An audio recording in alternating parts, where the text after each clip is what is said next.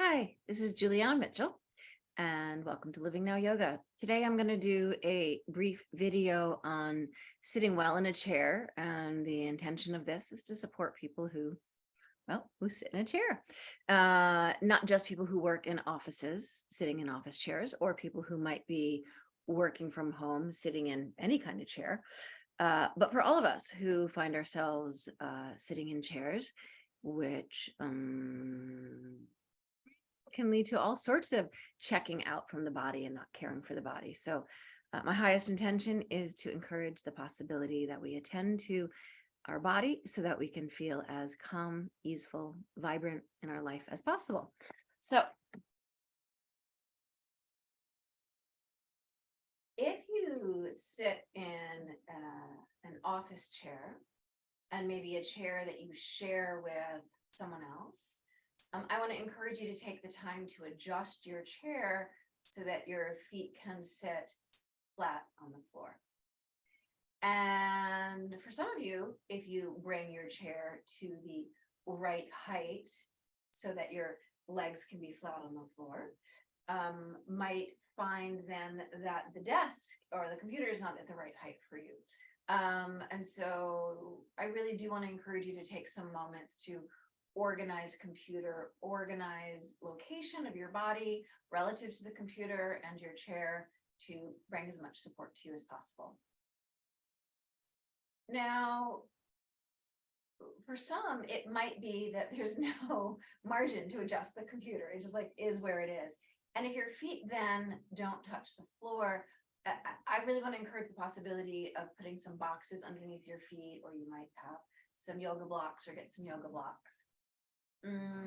As well, to the degree possible, you want your knees not higher than your hips, at the same height as, maybe even ever so slightly lower than the hips to the degree possible. I know we're all living in different bodies, working with different bodies. It might be that there's something that I offer to you that doesn't work for somebody out there. And I just want to name that there's almost no way to offer a practice and meet all people's needs. I care tremendously about you and your needs. And please forgive me in advance if I offer something that doesn't serve you. Okay. To the degree that is possible, I encourage you to sit with your feet flat on the floor and your toes and your kneecaps facing forward. Now, for many of us, we have tight outer hips and lengthened inner thigh muscles. And so one or both legs is likely to spill out. And it's not that those are bad positions. Ultimately, whenever possible and as often as possible, I want to encourage you to come back to a parallel thigh stance. For those of you who have tight piriformis, as well, some of you will experience tight piriformis as sciatica or varying forms of low back pain. Making the practice of letting the legs, the thighs be parallel, kneecaps forward, toes forward is likely to help over time. Okay, we've positioned our feet, we've positioned our knees relative to our hips, we've positioned our thighs. From here, please notice that you're seated on your bum, you're seated on your pelvis, and that, well, the weight is being borne somewhere in the pelvis. And I want to encourage you as much as possible not to sit back on your tail and not to sit back on your sacrum, but to actually sit up on your butt bones. And I'm drawing the flesh of my buttock back. Some workplaces are conservative in such a way that that would be considered unacceptable. Well, what are you going to do about that? I don't even know what to say about that. But whether or not you use your hands to draw the buttock flesh back, or you kind of shimmy the butt bones back, coming to sit up on the sits bones, the butt bones, the ischial tuberosities. Now, we don't actually want a straight spine. A straight spine is a distorted spine. We actually have weight-bearing curves in our spine. And that being the case, I want to invite you to have a slight arch in your low back. And in fact, a slight arch in the back of the neck.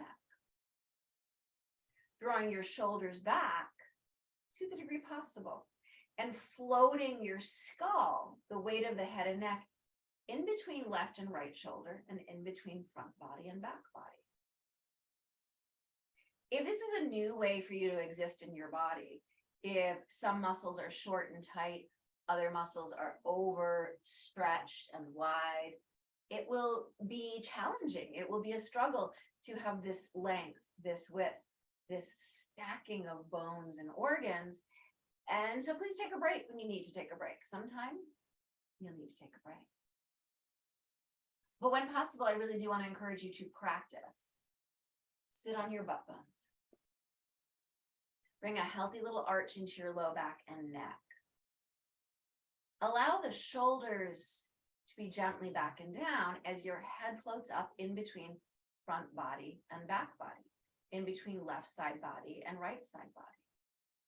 You might thereby choose to make the font size on your computer larger so that you don't have to come forward to see the computer. Let the computer come to you as though you set your spine and you are going to ask that the emails come to you. If you reach for a phone, I encourage you, don't bring your head to the phone. Bring your phone to your head. Got to hang it up. I have people ask me, well, that would be stiff to live that way all the time. And there's no part of me that wants to invite anyone to stiffly only be here all the time. I'll call this way of stacking your bones, of being in relationship with your body, would be like a garage for a beautiful car. You always just bring the car back there. You might go on a trip. I reach, I pause, I might cross a leg. I might turn.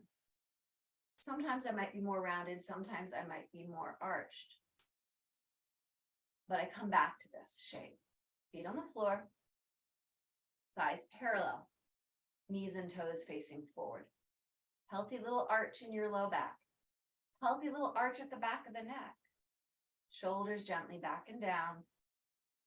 Skull and neck floating in between left and right shoulder, in between front body and back body. Now I'm going to take a moment and turn profile to you.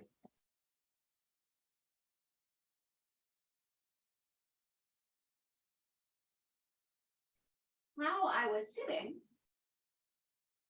was at the edge of the chair. And if it would be possible for you to do that for some portion of your day, I do want to encourage it. But understanding that that may be too tiring for some people's spines, notice that as I move back, my feet lose the floor.